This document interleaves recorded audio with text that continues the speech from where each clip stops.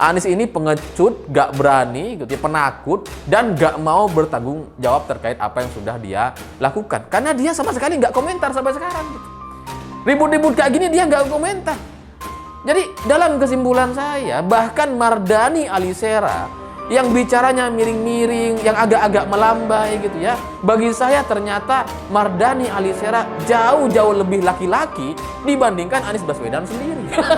Memang sampai saat ini belum sepenuhnya semua yang menjadi requirement untuk dianggap sebagai stadion layak itu dipenuhi.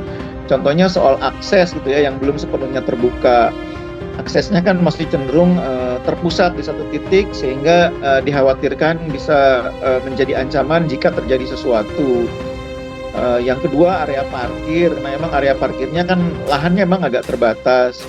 Cuma itu bukan masalah krusial kalau Piala Dunia U17 diadakan di Indonesia, karena JIS itu kalau dipakai untuk pertandingan selain timnas Indonesia nggak ada persoalan. Semua pendukung Anies Baswedan ternyata sama aja.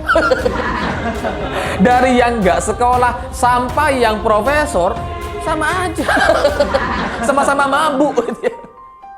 Nggak, karena awalnya saya pikir para pendukung Anies yang anti dengan pemerintah atau nggak percaya dengan pemerintah itu sebatas kelompok 212, FPI, HTI, dan sejenisnya.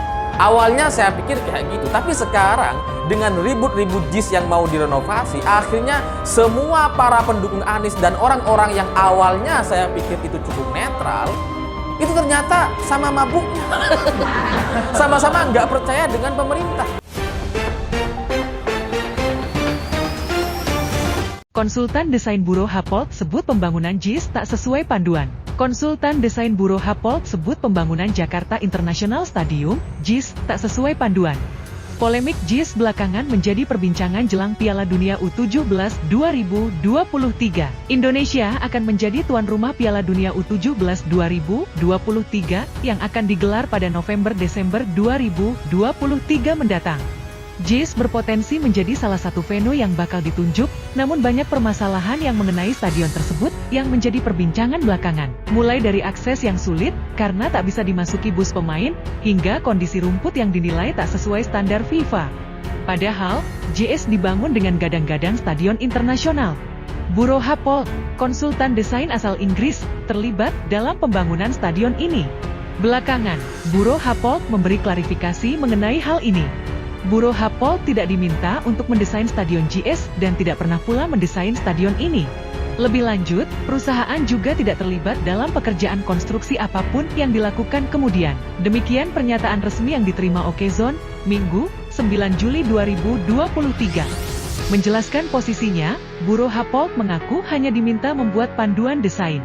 Mereka hanya memberikan konsultasi di antara Desember 2018 hingga Maret 2019.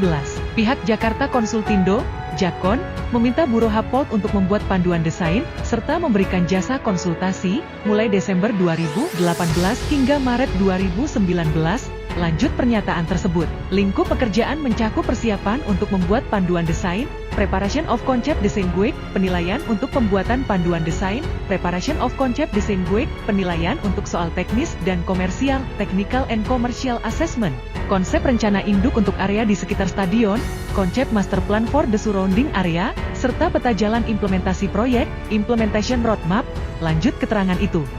Bureau Happold menerangkan bahwa selama masa pembuatan panduan, mereka memastikan agar seluruh aspek memenuhi standar FIFA. Namun demikian, dalam penerapannya, ada beberapa aspek yang diketahui tidak sesuai dengan panduan konsep dari Bureau Happold. Hasil tinjauan perusahaan mengidentifikasi beberapa aspek yang ternyata tidak sesuai dengan panduan konsep desain orisinal dari Bureau Happold. Demikian klaim Bureau Happold.